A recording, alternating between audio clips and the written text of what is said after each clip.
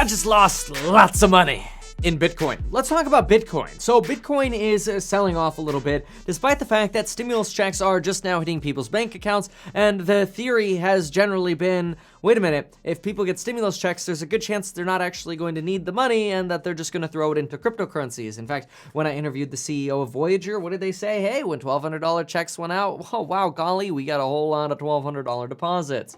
And folks, there are many reasons why we invest in Bitcoin. First of all, it's just been going straight up and to the right, so why not invest in something that's going to the moon? After all, it becomes safer to invest in something as it gets more expensive, right? Wrong. Obviously, if we've been watching this channel or you follow me in the programs that I've listed down below with an expiring coupon code today, you know that as prices go up, the underlying asset becomes more risky. But anyway, society doesn't like to think that. And so when things go up and to the right, people tend to invest more money into it. So few reasons. Why? Why do we invest in Bitcoin? Well, first, it's been going up and to the right. Second, it's by some people deemed to be a digital gold. Some people deem it to be a hedge against inflation. Some people seem to consider it a hedge against government and just fiat currency in general. Others like it because they deem it to be fast and reliable, very secure, and ultimately something that is very transparent. If you have everybody's wallet addresses, we know exactly what's going on and what money or where money is being spent. So Bitcoin has some very, very exciting properties, and there are even some real Bitcoin bulls, which I don't go this far. Even though I'm bullish on Bitcoin, I don't go this far. There are some Bitcoin bulls who think that Bitcoin might one day replace the US dollar. Now, I don't think Jerome Powell with the money printer is ever going to let go of the dollar. Maybe it won't be a paper dollar anymore. Maybe it'll be like a digital coin, like a Fed coin, and they'll use blockchain, but I don't think it's going to be Bitcoin. No, just my opinion. But right now, we've got to focus on what the HE double hockey sticks is happening in the market for Bitcoin. Why is Bitcoin down 7% today? And it's kind of been selling off from its highs this weekend when people started getting their stimulus check deposits when it hit intraday highs of almost 63,000, crossing $62,600. What the heck is going on? And what do we expect going forward? Well, first, it's helpful to look at the Webull chart. Now, in case you don't know what platform this is, go to metkevin.com/Webull, deposit $100, and this company will give you 2 free stocks worth up to $1,850. All you have to do is go to metkevin.com/Webull, deposit $100, boom, you get 2 free stocks worth up to $1,850. It's kind of a lottery determining how much you get. But let's go back for a moment to December, when Bitcoin was trading for around $17,000 per coin. There's something interestingly absent from this chart. We do not have a lot of bearish keys. Bearish keys are where you have a nice green candlestick, but it actually went so low that it had a substantial low within that candlestick, and it just happened to end higher within that candlestick, within, in this case, that hour. And notice, you're looking for big green lines going down under where all the other candlesticks are. And you don't really see those. Like, here's a tiny one, but that's pretty irrelevant with how small this is going down. We got some pink ones. You know, here's one potentially. Here's a bearish one. But we're not really seeing any of these between 20,000, 30,000, low 40s. We're not really seeing these bearish keys come up. But at this point, you might be wondering, like, Kevin, what the heck is a bearish key? Like, I don't know. I don't see a problem here. But they're actually right here, and that's what's interesting. You started getting a couple bearish keys over here. Here, see, long green arrow, another long green arrow leading up to some sell-offs. And just so you could see what that looks like, a long green arrow shows you, in this case, an hour period of time where you had a substantial sell-off, pretty large. I mean, in this candle right here, we went from 55,800 to 51,100. And then you ended up closing, though, above the previous close, and that's why you end up with a green candlestick. Well, some say that when you get these, like here or here, you end up leading up to a crash, which in that case we have seen. Now, what's interesting, though, is compared to the history here of Bitcoin, we're seeing these come up a lot more frequently. Look at March. We can just count these. 1, 2, 3, 4, 5, 6, 7, 8, 9. These are bearish indicators, and these are the kind of indicators that we have not seen at previous levels, like when we were 17,000, 20,000, 30,000. Now, this is leading some folks, and I'm going to share my opinion on this. I just want to share what some folks are thinking. This is leading some folks to say that if we keep seeing these indicators, we could potentially end up testing support again. And that means that Bitcoin could potentially fall back to support levels. Well, we have two pretty easy support levels that we can identify. One right around $47,000. Some people say $40,000 is a support level, but I don't see any support at 40,000. I mean, maybe the prior resistance is what they're using over here, and that's entirely possible, but I haven't seen that tested yet. And so I'm going to prefer to go with this support level here around that 32,200 level.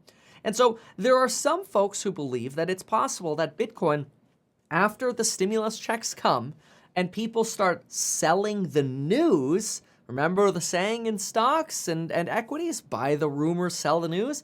People start selling the news that, oh, stimulus checks are here, time to take my tendies on Bitcoin. It's possible we could retest into the range of 32,000 to 47,000, somewhere within this range. Now, obviously, no guarantees that we would even head back into this box, but here's my strategy, and then I want to tell you about a potential upcoming catalyst. My strategy is, if Bitcoin falls within this box, and then at whatever point we hit a support, we hit some kind of U-turn support, I would be interested in adding to my Bitcoin position at that point. I'm not interested in adding to Bitcoin right now where Bitcoin is. I'm willing to wait. As much as I love the interest I'm getting paid over at BlockFi because they're paying sweet interest on Bitcoin and they're giving you up to $250 when you sign up for BlockFi by going to metkevin.com/BF, I'm willing to be patient on this one. If we continue to see buy the rumor, sell the news because of these stimulus checks, and we go into these boxes here between a level of 47,000 to 32,000, I'll probably start nibble buying. I don't think I'm going to, I wouldn't buy this heavy, but I would nibble. So a nibble for me is going to be, a few tenths of a percent of my portfolio. Just here's, for example, 0.1% of my portfolio. Here's another 1/10. Here's another 1/10. And then just kind of keep buying in until my portfolio was up to about 6 to 7% Bitcoin. That's sort of how I like my portfolio to be diversified. Right now, I'm only about 4% Bitcoin. So I'd be willing to add somewhere around 3 percentage points to my portfolio, which would be a nice increase. Now, no guarantees, obviously, that we're going to go into this box. That's just my strategy. Right now, regarding Bitcoin, my strategy is to hold my Bitcoin. So I've got about 15 Bitcoin. I'm holding that because I do think there is another catalyst for a run here. I'm going to explain that in just a moment. If we get within this box, I will nibble buy up to that percentage of my portfolio. Certainly, if we break the lower support of 32,000, that's where I might consider starting to buy it a little bit heavier, especially since I think we've got a very nice upcoming catalyst that could lead Bitcoin higher. But that also comes with some new concerns. So the upcoming catalyst that we have is going to be the CPI release, the Consumer Price Index data release, which we just had last week, next month. So next month, in April, we will get the Consumer Price Index data for March, which is the month that stimulus checks will probably have been received and spent. And I personally believe that even though a lot of Bitcoin hodlers do not trust the government CPI data, there could be a buy the rumor, sell the news catalyst for the next CPI release, which could potentially push Bitcoin up dramatically. And that's because I believe that markets will look at the next CPI release and say, there's no way we can print $1.9 trillion, send out all these stimulus checks, and not see inflation. Now, I think it's going to be buy the rumor, sell the news, because I think when that CPI data comes out, it's going to disappoint a lot of people. I don't think we're going to see massive month-over-month inflation.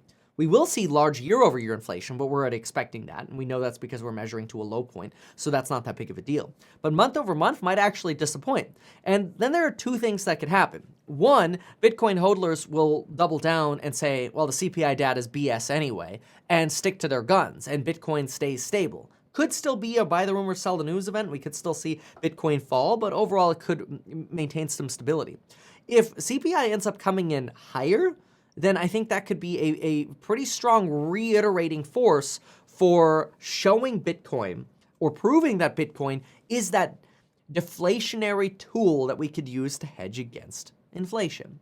But keep this in mind. This is a risk factor. This is where I'm going to evolve my theory here, okay?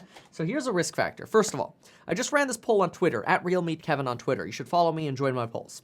And take a look at this. Of the people who invest in Bitcoin, so of this group right here, about 43%, the top line, I'm removing this bottom here and then dividing this by the sum of this, right?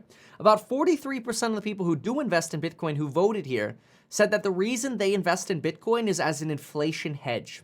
That's nearly half of people who invest in Bitcoin based on this poll on my Twitter. Nearly half of the people investing in Bitcoin are doing so with a primary reason of Bitcoin being an inflation hedge.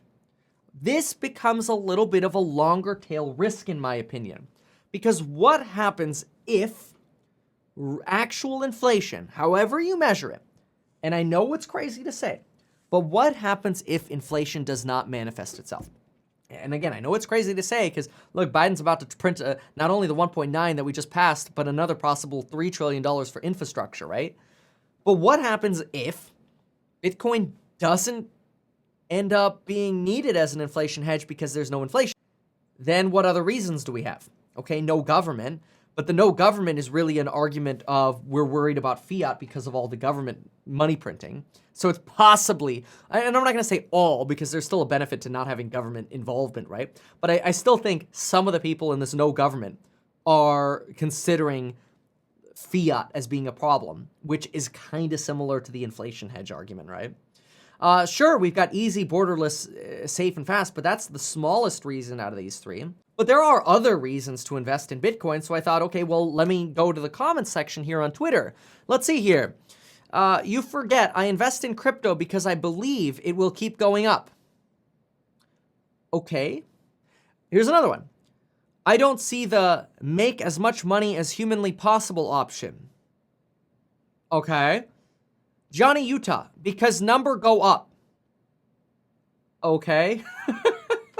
So, I get investing in Bitcoin as an inflation hedge. But if it's true that nearly 50% of people are investing in Bitcoin as an inflation hedge, you want to hedge the possibility that inflation does not happen, and that reason for investing in Bitcoin evaporates. Again, I know it's crazy. It's the unpopular opinion. Don't hate me for making that opinion. I own 15 Bitcoin and I'm not selling it. But let me tell you when I would sell. Right after I recommend that you check out my programs on the psychology of money and the stocks. Kevin. You get the private live stream and lifetime access to all the lectures. I can't even talk. I'm making myself crack up so much. The coupon expires tonight, which is why I'm bringing it up. But anyway. No, so here's a thesis that I have. The next time we see a big run-up, and I mean I'm talking big run-up, like we go, oh my gosh, CPI data's coming up, Bitcoin's going to $100,000. I could see it happening. I could literally see people plowing money and institutions plowing money into Bitcoin because they think the CPI data over the next 3 months is going to be disastrous. And the CPI data over the next 3 months, year over year, will be disastrous. But month over month is going to be the real tell.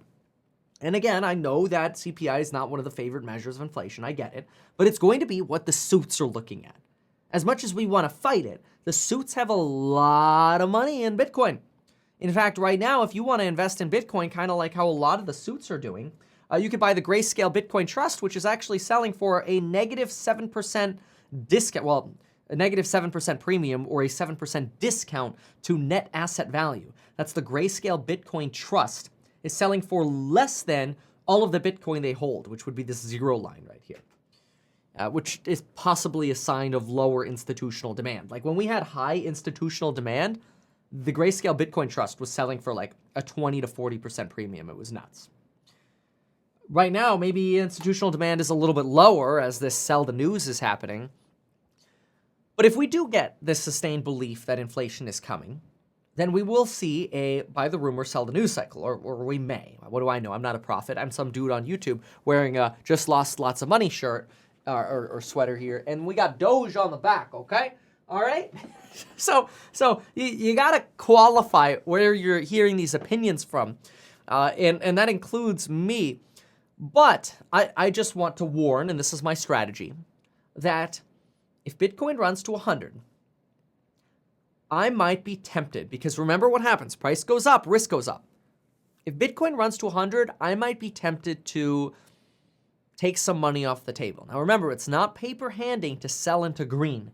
It's smart to take some money into green, unless you have something you just want to hodl forever, and that's fine too. You can totally hodl something forever.